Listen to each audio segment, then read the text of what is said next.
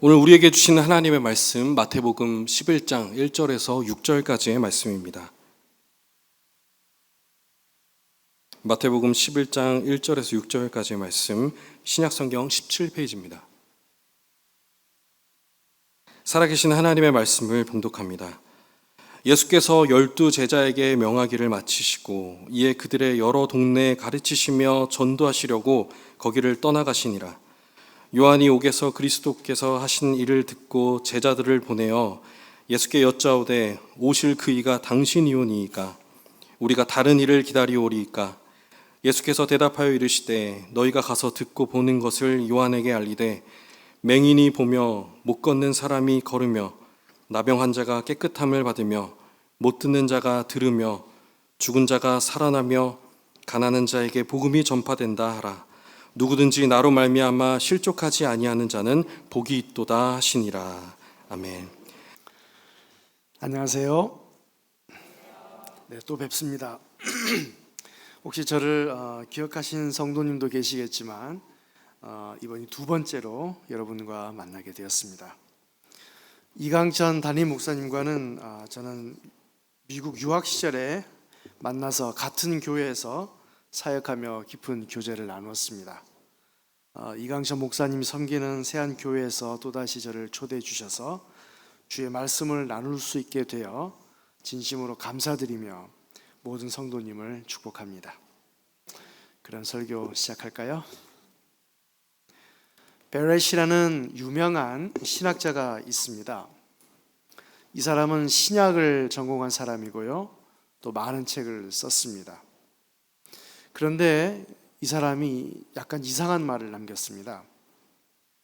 나는 가끔씩 기독교가 진짜인지 의심스러울 때가 있다. 황당하죠? 저명한 신학자가 한 말입니다. 안 믿는 사람이나 초신자가 이런 말을 했다면 그러려니 하겠지만, 그런데 신학을 몇십 년 공부하고 성경으로 밥 먹고 사는 사람의 입에서 나올 말은 아니죠. 이 사람만큼은 성경에 대해서, 기독교에 대해서, 하나님에 대해서, 예수님에 대해서 절대적으로 확신해야 하지 않을까요? 여러분은 어떻습니까? 여러분이 믿는 이 신앙을 절대적으로 확신하신가요?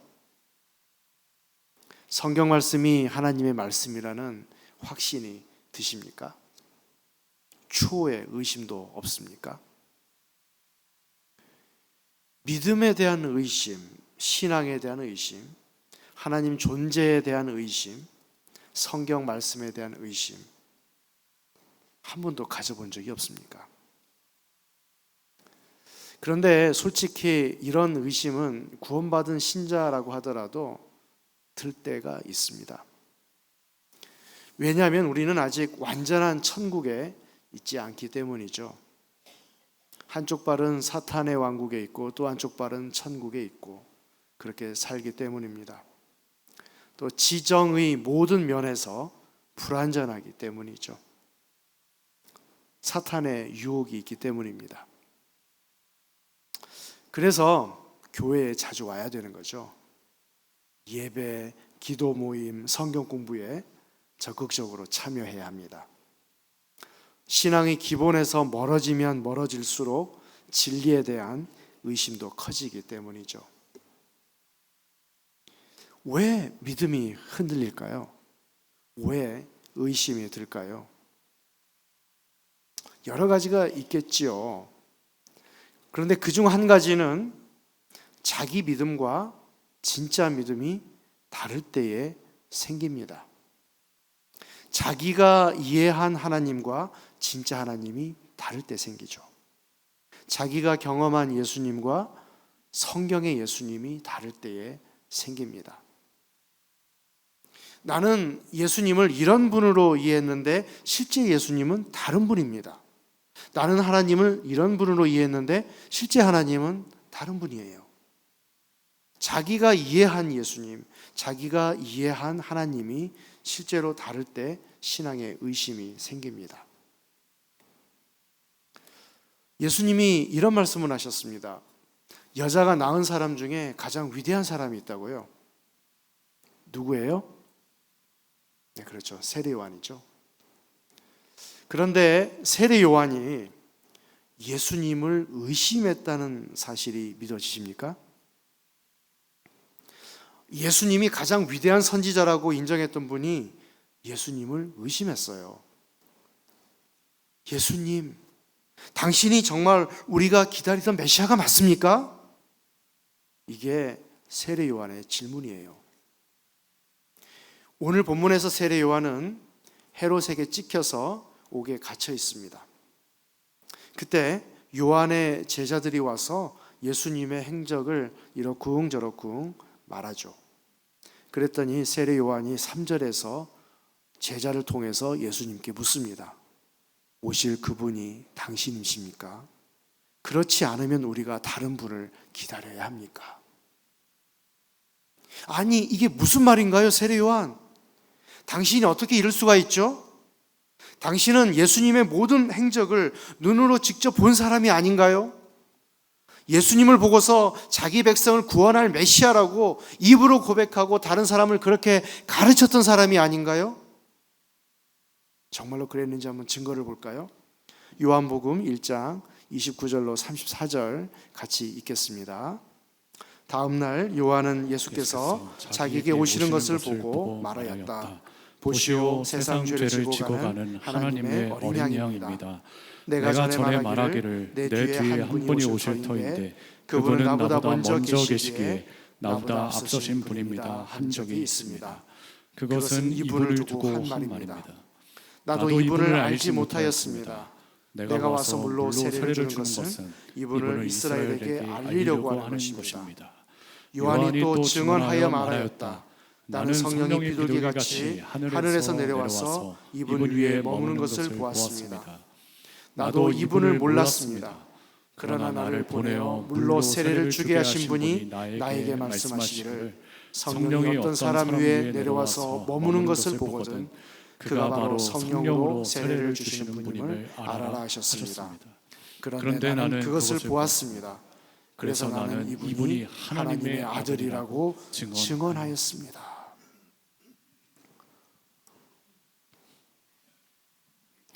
요한은 예수님을 보고 하나님의 아들이라고 고백했습니다.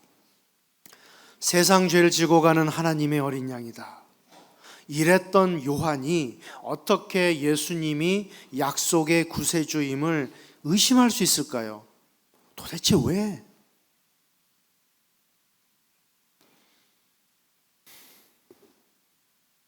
세례 요한은 위대한 설교자였습니다. 어느 날 그는 헤롯 왕을 자기 설교 도마 위에 올려놓았죠. 이 당시 헤롯 왕이라고 하면은 헤롯 대왕의 아들 헤롯 안티파스를 말합니다. 헤롯 대왕은 30여 년 전 예수님을 죽이기 위해 베들레헴의 모든 사내 아이를 죽였죠. 이제 세월이 흘러 헤롯 대왕은 죽고 그의 아들 헤롯 안티파스가 나라를 다스렸습니다. 헤롯 안티파스에게는 아내가 있었습니다. 그런데도 딴 여자와 사랑에 빠졌죠. 헤로디아라는 여자인데요. 이 여자는 자기 동생의 아내였습니다. 그리고 조카이기도 했습니다. 그는 헤로디아와 결혼하기 위해서 자기 본처와는 이혼을 했죠. 이건 분명 잘못된 일입니다. 그러나 이스라엘 지도자들은 헤롯의 잘못을 지적하지도 않고 꾸짖지도 않았습니다. 자기 지위를 잃어버릴까 봐 두려웠던 거죠. 그러나 세례 요한은 달랐습니다. 그는 아무것도 잃을 것이 없기에 두려움이 없었습니다. 과감하게 헤롯의 죄를 지적합니다. 헤롯이 가만히 있을 리 없죠. 결국 감옥에 쳐넣습니다. 감옥에 갇힌 지 한 달쯤 지났을 때 이 축축하고 차가운 감옥의 벽을 바라보며 앉았을 때 그는 무슨 생각을 했을까요? 아니야. 이것은 내가 예상했던 일이 아니야. 분명 뭔가 잘못 돌아가고 있는 거야. 세례 요한은 과감하고 담대한 설교자였죠. 당시 종교 지도자들에게 독사의 자식들아 라고 꾸짖던 사람입니다. 그런데도 그들은 세례 요한을 어떻게 하지 못했습니다. 수많은 사람이 그의 꾸짖음을 듣고 회개합니다. 그래서 요한은 헤롯도 회개하리라고 기대했었을까요? 하지만 헤롯은 회개하기는커녕 그를 감옥에 집어넣었죠. 그렇게 감옥 안에서 한 달은 2달이 되고 2달은 5달이 됩니다. 그의 설교를 들었던 수많은 군중은 이제 단지 그의 기억 속에만 존재하죠. 그러는 동안 예수님에 관한 소식을 접합니다. 그의 산상보급이며 그의 행적이며 그의 기적을 듣습니다. 아마도 그는 이때 이런 생각을 했을 겁니다. 왜 내 사촌 동생은 나를 구하러 오지 않는 거지? 5달은 10달이 되고 10달은 15달이 되고 1년 반이 되어갑니다. 만약 여러분이 세례 요한과 같은 상황에 처해 있다면 어땠을까요? 하나님이 모든 것을 통제하고 계신다는 사실이 믿어질까요? 아마도 이렇게 울붓지 않겠습니까?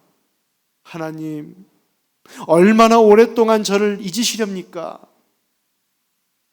세례 요한의 심정이 이렇지 않았을까요? 이제 그는 자기 제자들을 불러서 묻습니다. 지금 바깥 상황이 어떤가? 그들이 답하죠. 선생님, 수많은 무리가 예수라는 사람에게로 몰려듭니다. 그런데 예수는 이상하게도 당신과 같지 않아요. 당신이 하나님의 의로운 심판에 대해 설교했던 것과는 달리 그는 자비와 용서에 대해 설교합니다. 당신이 이 세상의 즐거움을 멀리하고 금욕 생활을 하고 메뚜기와 석청을 먹고 짐승의 옷을 입고 다녔던 것과는 달리 예수라는 사람은 파티에 다니고 포도주를 마시고 세리와 죄인을 친구로 삼고 창녀하고도 가까이 지냅니다. 헤롯 왕은 예수를 체포하지도 않습니다. 우리가 알기로 예수는 헤롯의 잘못된 결혼에 대해 꾸짖지도 않습니다. 그러자 세례 요한은 자기 제자들을 예수께 보내어 묻습니다. 오실 그분이 당신입니까? 그렇지 않으면 우리가 다른 분을 기다려야 합니까? 당신이 구원자가 맞습니까? 그렇게 예수를 의심하기 시작합니다. 여러분, 세례 요한의 의심은 어떤 종류의 의심일까요?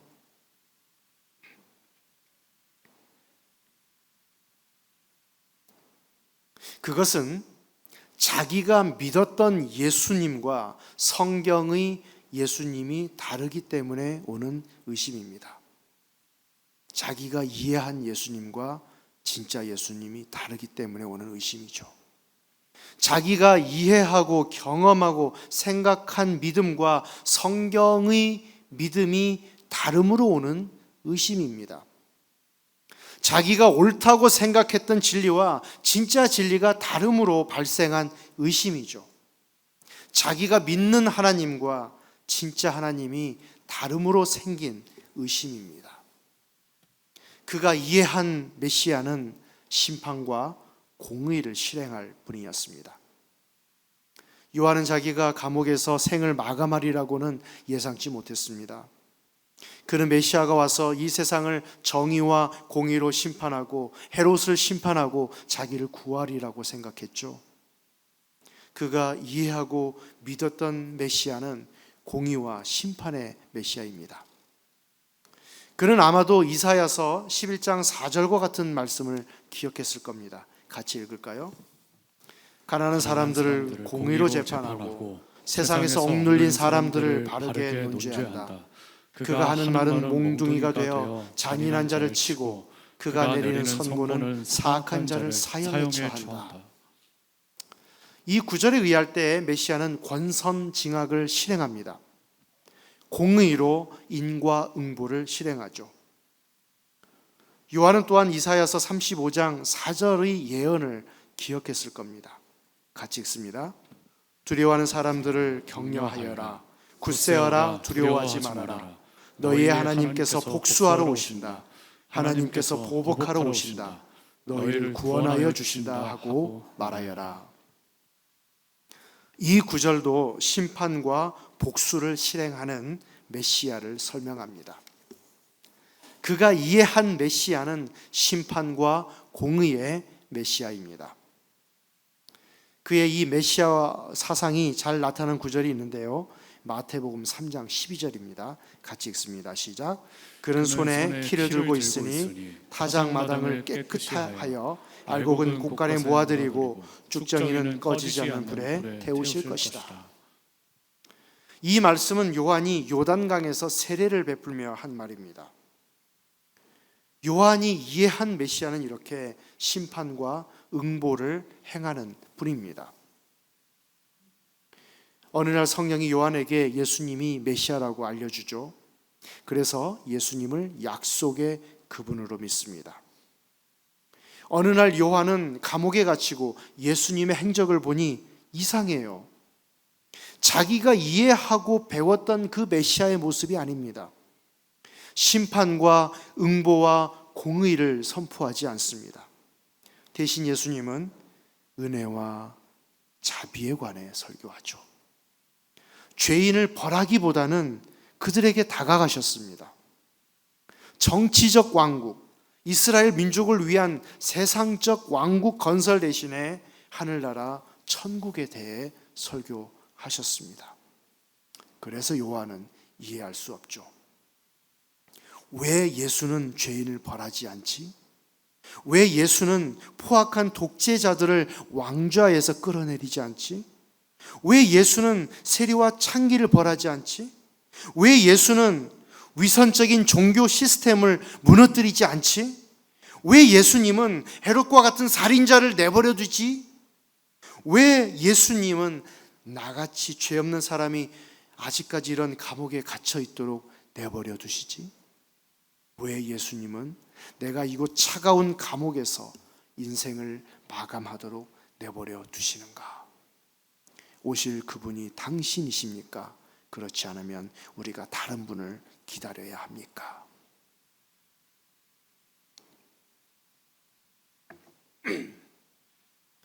우리도 이처럼 세례 요한과 같을 때가 있습니다. 도저히 우리의 믿음으로는 이해가 안 가는 일들. 하나님, 나의 이 좁은 머리로는 도저히 이해되지 않습니다. 도대체 아버지의 뜻이 무엇입니까? 아버지의 계획이 무엇입니까? 이렇게 물을 때가 있죠. 요한이 바로 이렇게 묻는 겁니다. 자, 그러자 예수님이 뭐라고 대답하세요? 우리 본문 4절 5절 같이 읽습니다. 예수께서 그들에게 대답하셨다. 가서 너희가 듣고 본 것을 요한에게 알려라. 눈먼 사람이 보고 다리 저는 사람이 걸으며 나병 환자가 깨끗하게 되며 듣지 못하는 사람이 들으며 죽은 사람이 살아나며 가난한 사람이 복음을 듣는다. 무슨 말이에요? 왜 예수님은 이런 대답을 하신 걸까요? 세례 요한의 질문이 원래 뭐였어요? 당신은 내가 생각한 메시아와 너무 다릅니다. 당신이 정말 약속의 그분인가요? 이게 세례 요한의 원래 질문이었습니다. 그런데 예수님이 답하시기를 눈먼 사람이 보고 다리 저는 사람이 걸으며 나병 환자가 깨끗하게 되며 듣지 못하는 사람이 들으며 죽은 사람이 살아나며 가난한 사람이 복음을 듣는다. 마치 동문서답하는 것 같지 않습니까? 왜 이렇게 예수님은 대답하실까요? 예수님의 이 대답은 이사야서 35장 5절과 6절을 인용해서 대답하신 거예요. 그래서 한번 볼까요? 이사야서 35장 5, 6절 시작. 그때에 눈먼 사람의 눈이 밝아지고 귀먹은 사람의 귀가 열릴 것이다. 그때에 다리를 절던 사람이 사슴처럼 뛰고 말을 못하던 혀가 노래를 부를 것이다. 광야에서 물이 솟겠고 사막에 시냇물이 흐를 것이다. 이게 바로 세례 요한의 물음에 대한 예수님의 답입니다. 왜 예수님은 이렇게 대답을 하실까? 예수님이 구약 성경의 이 부분을 인용한 이유는 바로 이 구절 앞에 나오는 말씀 때문입니다. 이사야서 35장 4절 말씀이에요. 같이 읽습니다. 두려워하는 사람을 격려하여라. 굳세어라. 두려워하지 말아라. 너희의 하나님께서 복수하러 오신다. 하나님께서 보복하러 오신다. 너희를 구원하여 주신다 하고 말하여라. 다음 구절과 서로 반대되는 내용이죠. 이사야서 35장 5절 6절과 서로 반대되는 내용이 바로 앞에 4절에 나옵니다. 4절은 심판의 주, 응보의 신학, 복수의 메시아에 관한 말씀입니다. 이것이 바로 세례 요한의 신학이었어요. 그가 이해한 오실 메시아입니다. 심판과 복수와 응보의 메시아. 그러나 4절 바로 다음 절인 5절은 내용이 완전히 분위기가 바뀌어요. 4절과 대조를 이룹니다. 정반대의 메시아 모습이 나타나죠. 그때 눈먼 사람의 눈이 밝아지고 귀먹은 사람의 귀가 열릴 것이다. 그때 다리를 절던 사람이 사슴처럼 뛰고 말을 못하던 혀가 노래를 부를 것이다. 광야에서 물이 솟겠고 사막에 시냇물이 흐를 것이다. 여기에는 응보와 심판의 주와는 완전히 반대된 메시아 그림이 있습니다. 즉 치료의 메시아, 구원의 메시아, 자비의 메시아죠. 세례 요한이 이해한 메시아는 바로 4절의 메시아입니다. 그래서 그는 응보의 메시아, 심판의 메시아를 설교했습니다. 사악한 세상에 대한 하나님의 심판과 응보로 가득 차 있죠. 그래서 여러분 세례 요한의 설교를 한번 상기해 보십시오. 응보의 설교였습니다. 배역한 세상에 대한 심판의 메시지입니다. 예를 들어서 마태복음 3장 7절, 10절, 12절을 보면 이렇게 설교를 해요. 독사의 자식들아, 누가 너희에게 닥쳐올 징벌을 피하라고 일러주더냐. 도끼를 이미 나무 뿌리에 갖다 놓았으니 좋은 열매를 맺지 않는 나무는 다 찍어서 불 속에 던져질 것이다.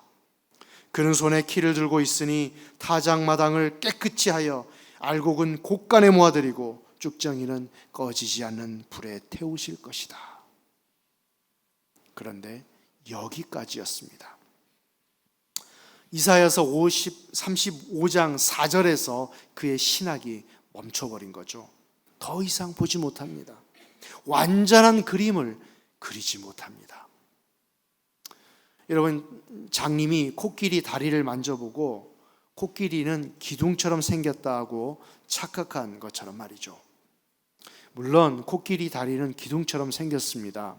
그러나 전체 코끼리가 기둥 같지는 않죠.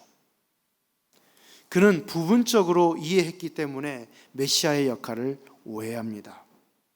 예수님은 바로 이 점을 깨우쳐 주시죠. 요한이 멈춰버린 곳, 그 다음 말씀 5절과 6절을 인용하신 거예요. 그래서 이 부분을 인용하신 겁니다. 그가 이해하지 못했던 메시아의 역할을 일깨워 줍니다. 자비와 용서와 은혜의 메시아. 그때 눈먼 사람의 눈이 밝아지고 귀먹은 사람의 귀가 열릴 것이다. 그때에 다리를 절던 사람이 사슴처럼 뛰고 말을 못하던 혀가 노래를 부를 것이다. 여러분, 아름답지 않습니까? 예수님의 이 대답하는 방식이 참 은유적이며 멋있지 않습니까? 예수님은 오, 나의 종 요한아, 내가 지금 병든 자를 고치고 죄인을 용서하고 자비를 베풀고 사람들에게 동정심을 가진다고 해서 실족하지 말거라. 분명 나는 세상을 정의와 공의로 심판할 것이다. 그러나 지금은 은혜의 시간이다. 지금은 내가 세상을 심판함에 앞서 오래 참는 시간이며 자비를 베풀 시간이니라. 예수님은 요한이 그동안 이해하고 배운 메시아가 아니었습니다. 그는 요한이 이해한 메시아보다도 훨씬 더 좋은 분이었습니다. 심판과 응보에 주로 오실 메시아는 재림의 예수님이시고, 이 초림의 예수님은 십자가에서 저와 여러분의 죄를 대신 짊어지고 피 흘릴 은혜의 메시아입니다. 바로 이 사실은 우리에게 중요한 질문을 던집니다. 나는 과연 어떤 메시아, 어떤 예수를 믿는가? 당신이 이해한 예수는 도대체 어떤 분인가? 당신이 이해한 하나님은 도대체 어떤 분인가? 당신이 이해한 예수님은 구원자인가? 아니면 엄격한 재판관인가? 당신이 이해한 예수님은 너무 멀리 계셔서 감히 접근할 수 없는 분인가? 아니면 친절한 인격체인가? 때로 우리는 주님에 대한 잘못된 그림, 잘못된 관을 가지고 있습니다. 때로 우리는 예수님을 산타클로스처럼 착한 이에게 선물을 주는 그런 사람으로 생각하죠. 내가 착한 일을 많이 하면 예수님은 나에게 좋은 직장을 주시고 새 집도 주시고 새 차도 주실 분으로 생각합니다. 그러나 예수님에 대한 이런 그림은 무척 위험합니다. 왜냐하면 예수님이 우리의 예상대로 우리가 기대한 선물을 주시지 않을 때가 있기 때문이죠. 착한 일을 많이 했음에도 좋은 직장은 고사하고 현재 일하는 곳에서 쫓겨나고 새 차는 고사하고 현재 가지고 있는 똥차마저도 고장날 수 있기 때문입니다. 상황이 이렇게 되면은 세례 요한과 같은 질문을 할 것입니다. 오실 그분이 당신이십니까? 그렇지 않으면 우리가 다른 분을 기다려야 합니까? 때문에 가끔은 우리가 현재 이해한 예수님에 대하여, 그동안 내가 그려왔던 주님의 그림에 대하여 의심할 필요가 있습니다. 아이러니하게 자기 믿음을 의심할 필요가 있다는 거예요. 내가 주님을 정확하게 이해하고 있는지, 주님의 관에 관하여 다시 한번 생각할 필요가 있습니다. 왜냐하면 우리가 이해한 주님이 사실과 다를 수 있기 때문입니다. 여러분이 이해한 예수님은 어떤 분이십니까? 여러분은 예수님을 하라 하지 말라 하는 명령만 하는 분으로 이해하십니까? 이것은 하고 저것은 하지 말라는 말만 많이 하시는 분, 즉 우리에게 숨 쉴 틈조차 주지 않는 분으로 혹시 이해하십니까? 만약 그렇다면 여러분 믿음을 의심해야 합니다. 다시 한번 생각해야죠. 왜냐하면 주님은 수고하고 무거운 짐을 진 사람은 모두 내게로 오너라. 내가 너희를 쉬게 하겠다. 나는 마음이 온유하고 겸손하니 내 멍에를 메고 나한테 배워라. 그리하면 너희는 마음의 쉼을 얻을 것이다. 내 멍에는 편하고 내 짐은 가볍다 라고 말씀했기 때문입니다. 여러분의 그림 속에 있는 예수님은 어떤 모습인가요? 여러분의 예수님은 너무 멀리 계시고 여러분의 삶에, 여러분이 어떻게 사는지에 대해 별로 관심이 없는 분이십니까? 만약 그렇다면 다시 생각해야 합니다. 예수님은 내가 세상 끝날까지 너희와 항상 함께 있으리라고 말씀했기 때문이죠. 여러분의 예수님은 여러분이 쉽게 따를 수 있는 분이고 항상 여러분이 원하는 대로 이끌어주는 분인가요? 그렇다면 이 말씀을 기억해야 합니다. 세상에서는 너희가 환난을 당하나 담대하라. 만약 여러분의 예수님은 세상 교훈이나 도덕을 가르치는 위대한 스승 가운데 한 사람일 뿐 그 이상이나 그 이하도 아닌가요? 그렇다면 다시 생각해야 합니다. 주님은 분명 두려워하지 말아라. 나는 처음이며 마지막이요 살아있는 자다. 나는 한 번은 죽었으나 보아라. 영원 무궁하도록 살아있어서 사망과 지옥의 열쇠를 가지고 있다 라고 하십니다.